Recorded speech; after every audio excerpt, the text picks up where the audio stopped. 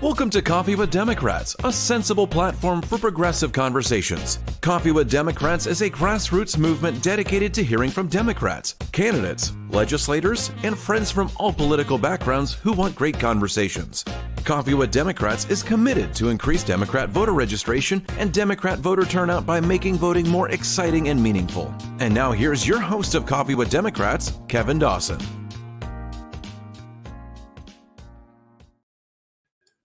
And good morning, everybody. Good morning. We've got a special guest with us. I'm going to bring him up onto the stage with us. Good morning, Brian Hopkins. How are you doing today? Good. How are you doing, Kevin? Hopefully you guys can hear all that background music.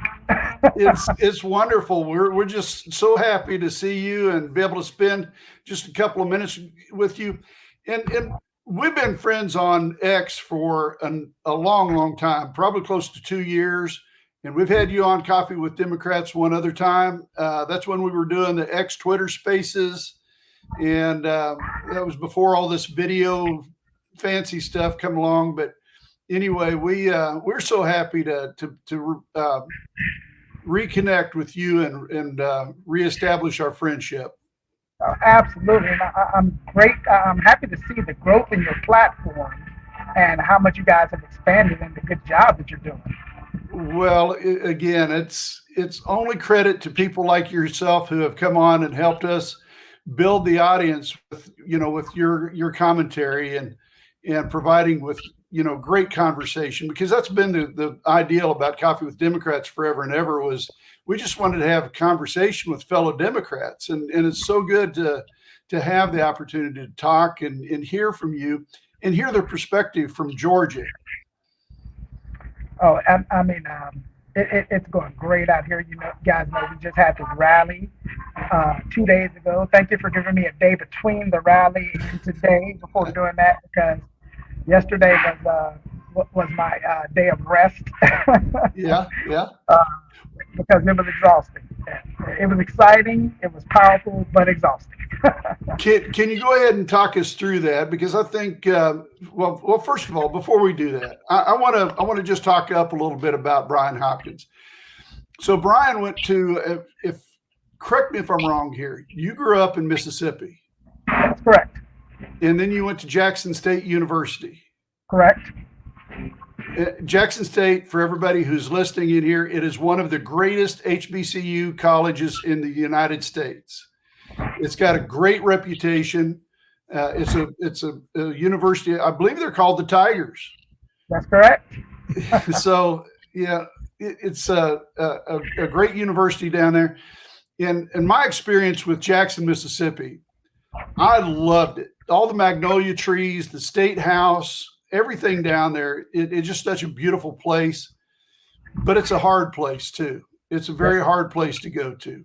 And particularly with the government down there, the way it's controlled, it's extremely difficult for Black people. So, and the majority, if I'm looking at the dynamics of Mississippi the way I should be looking at it, the majority of the people in Mississippi are Black. They're being suppressed. So, yeah, well, Mississippi has the largest percentage of Black population of any state in the union.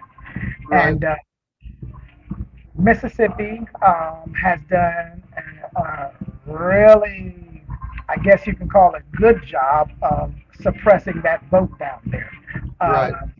Efforts through basically taking away voter rights, through Mississippi is one of the few states where if you're convicted of a felony, you can never vote again. Well, there's a few felonies that do allow voting, but for most felonies, you can't ever vote again. And as we all know, Mississippi has a long and storied history of creating felonies for Black people. Yes, exactly right. We won't spend much time on that because I know your time's limited. You are gainfully employed, and we need to get you back to work here shortly. But we need to talk about this exciting rally you went to. And then we also need to catch up on what you're doing now, because you were a candidate and you were planning on doing some really good things. And then it brought a tear to my eye when I saw your announcement that said you were having to suspend your campaign. But so talk to us first about the rally, and then we'll talk a little bit about your campaign and why you suspended. Well, the rally first. Let me say this: I've been to campaign rallies for Biden, Obama, or Hillary Clinton. I even have been to a Trump rally just to kind of feel the feel the wave of their emotion, so to speak. But I can tell you, I've never seen the excitement, the energy, the enthusiasm, and the diversity that I met at that rally on Tuesday. I got there at about 9 a.m. The rally didn't start till about 5:30. I got there at about 9 a.m., socializing, networking, talking to people I hadn't seen since I suspended my campaign, and catching up with some folks, and having one awkward conversation that I'll talk about with a Democrat I've been not so, let's just say I haven't been very friendly to him. Right. But yeah, it was great. We had the turnout was massive. Like I said, I got there at 9 a.m. and there was already probably a couple hundred people in line, and we hadn't even announced the location publicly at that point. So it was just in awe. And then I stayed outside, talked to a lot of people till around about 3:30, 4 o'clock is when I went inside. And at that time, let me tell you, the line to get into the building, and this building is where the Georgia State basketball team plays, so it holds about 10,000. So the line to get in for general admission was over a mile long. That's amazing. It was to the point where a bunch of it just I have a little blue cart that I carry around in my truck that I call the Beast because that's what I use to go fishing. I loaded up water and just literally started handing out water to the people in line because it was hot and it was a long line. But the amazing thing is you had this ridiculously long line and these people were still excited and enthused to get in the building. Right. The power, the emotion, I've never experienced anything like it, and I've told them I'm willing to travel to go to a couple more rallies. Good. So, do you know if there's any other rallies in the state of Georgia for Kamala that you can think of, or do you think they'll probably just wait another month or so before they come back? There's one in discussion, but it hasn't been finalized. I know that. Aside from that, I haven't been told of anything in specifics that it's going to be happening. But and there's another one they're talking about specifically for South Georgia. Good. But there is a huge amount of potential votes down there to get because just to be blunt, we haven't had great black turnout in South Georgia. Right. And there's a large population of blacks down there that we really need to get to. As a matter of fact, I was down there a week ago doing some campaigning for another candidate, and the disinformation and misleading of them was just staggering. So spent a lot of time down there, and I personally plan on going down there at least a couple more times before the end of September. Oh, that's going to be wonderful. It's going to be wonderful to see more and more of Kamala as she comes back to Georgia. But it's going to be interesting to see how she's accepted. I mean, she had the one in Pennsylvania, and it was enormous too. They had to change the venue to go to a larger facility because there were so many people that wanted to participate there. Then they came to Atlanta and had that one. They've got more scheduled. So she's on the campaign trail, and I said this yesterday. Beto O'Rourke was on our show yesterday, and we really appreciated him coming on and having the conversation. But we said this out loud that we were 100% behind President Biden. We really wanted to do everything we could. He is the incumbent president. We're going to get behind him. And it hurt us. It hurt us, deep down in our heart. And it just created a great sadness to us when we found out that President Biden said, I'm going to suspend my campaign. And that hurt almost immediately turned to joy and excitement as soon as he announced that he was putting the country ahead of his own personal ambitions, and he was going to support Kamala.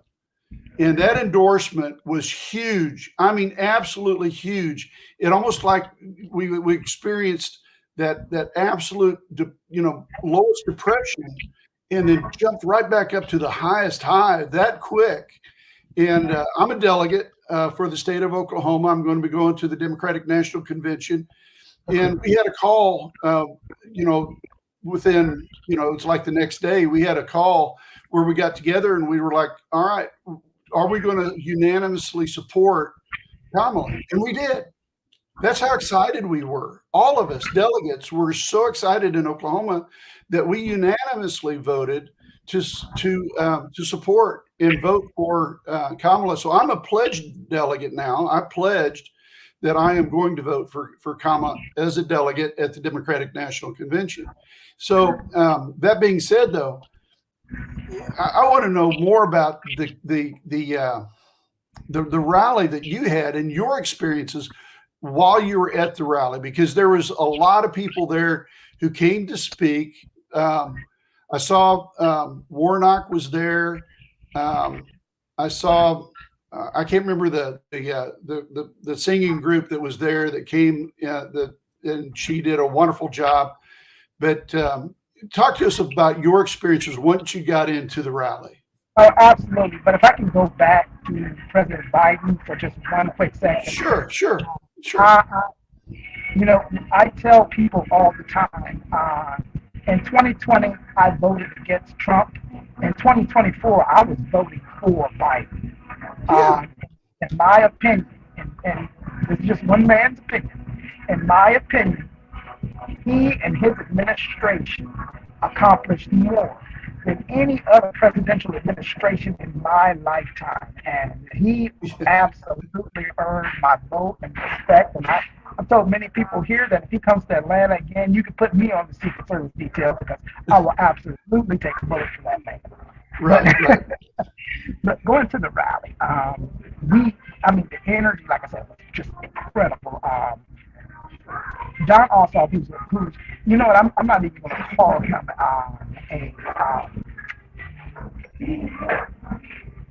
I'm losing my words here. I'm just going to tell you, in my opinion, John Ossoff, I consider him to be a friend now. Right. There was no other person, hands down, that helped me more when I got into this political arena with John Ossoff. That kid is incredible. I'm sorry, I call him a kid because he's a bit younger than me. But he's a great confidant. He's a great friend, very helpful.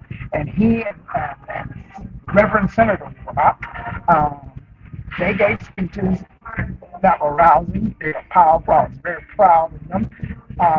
They did a great job. But, we had other speakers. We had the Atlanta mayor, Andre was there. He gave a good speech. Stacey Abrams came out, did a great job. As far as the musical, Megan Thee Stallion and her dancers were there. I know there's been a lot of criticism about that, but my feeling was that, you know what? If she can get people out to vote, who cares? Right. I'll take. Hey, any singing group of any entertainer. We had a rally scheduled before Biden dropped out with the second gentleman and a actor here, Meeting Young, that was scheduled in Gwinnett County. We were going to do that. We brought him out specifically because he's popular in the Asian American community. So I say, hey, you can get these celebrities out and they can get voter turnout. Let's do it. Absolutely. Right. Without question. But there were so many people that wanted to take part in this rally that, and you got to remember, these guys weren't paid for their time or their performances or their speeches. You had I'm a little older, so I might miss Quavo. He's a rapper. He was there, and he did a little speech before she came on, and You know, I mean, the list was long. The people who wanted to get on stage and do things, but you know, there's a bunch of celebrities that were just there. You know, that were going online and on the radio and saying, "Hey, I'm out here. You know, Right. come on out." She's got to say. You may not support her, but listen to her. I guarantee you, she'll win you over. Right. And she did. She did not disappoint. She did not disappoint. And I'll tell you one thing that I'm really loving about her campaign is the fire. You know, she's.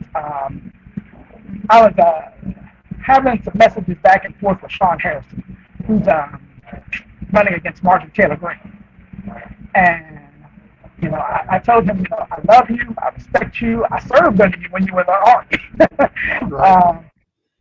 I think you're being just a bit too much of a gentleman. I think we got to bring the heat, you got to bring the fire, you got to go after her. Right. And I love how Vice President Harris is doing that.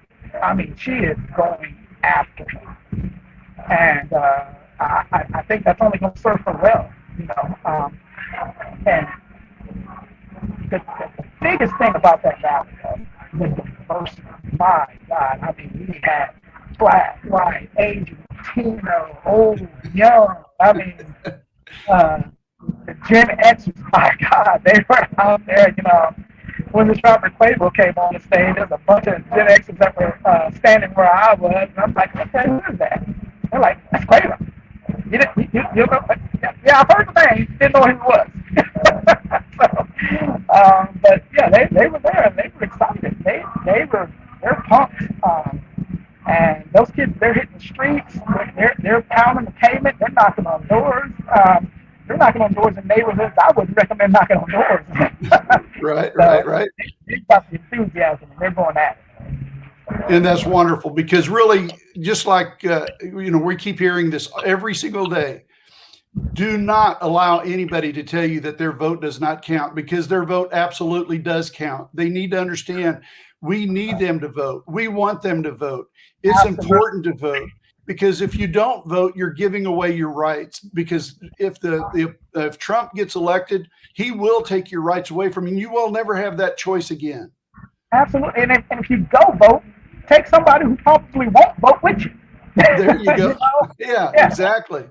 Bring them there. Well, you know, we're organizing something here in Atlanta. You know, a couple years ago,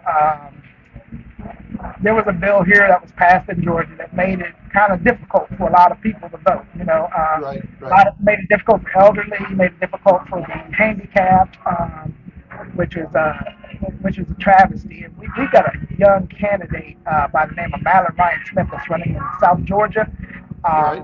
Who is a big advocate for the disabled and how that SB 101 just kind of messed up everything for those people. So what we're doing is we're organizing, you know, a bunch of people that have, you know, SUVs, cars, and stuff like that. I've got the Beast, you know, normally my fishing SUV where I throw my junk in it.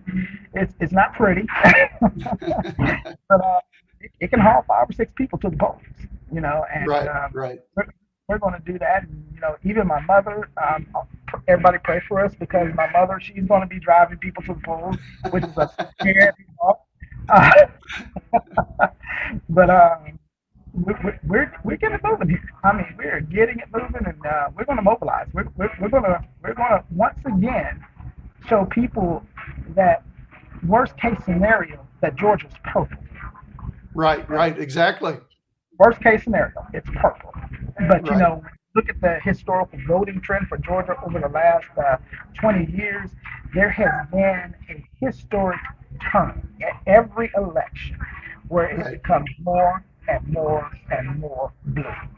You know, and I was sitting next to a lady who's a statistician at the rally the other day, and she was saying, you know, if numbers continue going the way they are, she says by 2028, she says, I don't think we're going to be a battleground state. Right. Yeah. And Beto O'Rourke was talking about Texas, and he said in Texas, you know, during the when Senator Obama was running for president in 2007, 2008, and then when he won when he won the election, he actually lost Texas by like 12 points. And then the next election with Trump, the Democrats lost it by about 8 points. And then this last election, 2020, only lost by about 2.5 points. So it's getting closer and closer, even in places like Texas that are strong Republican, what we could always consider to be strong Republican or Republican strongholds. So, man, it's great to get back and catch up with you. And you're such an awesome friend. We really appreciate you so much. And what is your last parting message to people? I mean, we've talked about voting and things like that, but about what do you think you want to tell people the most about moving forward for this next election? My thing is, you know what? Turn off the TV. Turn off the radio. You know what? When you want to listen to something that tells you what you need to know, listen to your heart. Listen to what you know. Let that be your guide. Don't let these news media people, these prognosticators, don't let them be the ones to direct you on where you vote. People inherently know what's moral, what's right, what's wrong. They know that. Go vote your heart and do the right thing. Because you know what? I used to be a Republican. I think you know that, Kevin. Yeah. Republican, and I switched parties because the moral code that I was seeing there just eroded and was gone. And just to be honest with you, 20 years ago, there wasn't a whole lot of it there then, you know. But the little bit was there, it was just eroding. And now that this new philosophy that they've taken on, it's gone. It's gone. Right. You know? So I tell people, do what you know is right. And what you know is right is to look out for everyone. Don't, you know, I'm tired of them taking the moral high ground and the Christian high ground because, you know, if you follow me on Twitter, you know I've attacked that multiple times. Right. What they do says Christianity to me in the way Christianity was taught to me growing up. Right. Yeah. You know, and they're complete opposites.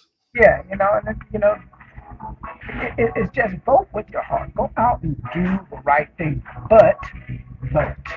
Vote. That's right. Vote. You know, but yeah, I'm thrilled. I'm enthused. You know, Vice President Harris, as you can tell, she's won my heart and mind. And I'm going, you know, full throttle there. I've even told my daughter-in-law, I said, look, I'm going to have you land the helicopter for the week of January 20th because me and my granddaughter are going to see the first woman president inaugurated in history. And I don't give a damn how much you object to me taking her off for a week, but she's going. Right. Well, you know what? I plan on being there with you.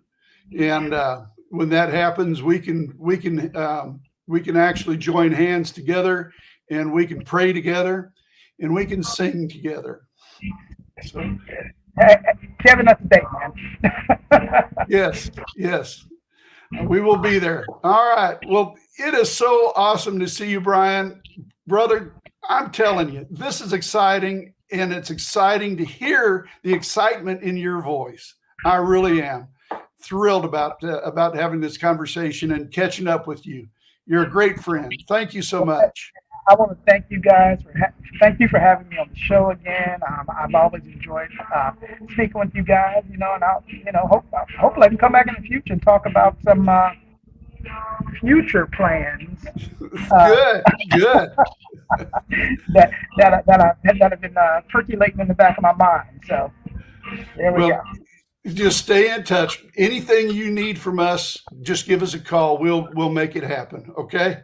All right. You guys are awesome. You guys are doing a great job. Please keep the momentum up, man. You're getting it done. Well, appreciate you very much. We appreciate it. Well, folks, until we meet again on Coffee with Democrats, please be safe. And again, get out and vote. register Democrats to vote, support Democrats whenever they're candidates that are needing help, take them water, give them a ride, give them your resources, your finances. You know, it's your time, your toil, and your treasure is what they need. And just be generous with them. Don't go broke doing it, but just be generous and help our fellow Democrats. And until the next time we're on Coffee with Democrats, everybody, please be safe. Thank you so much.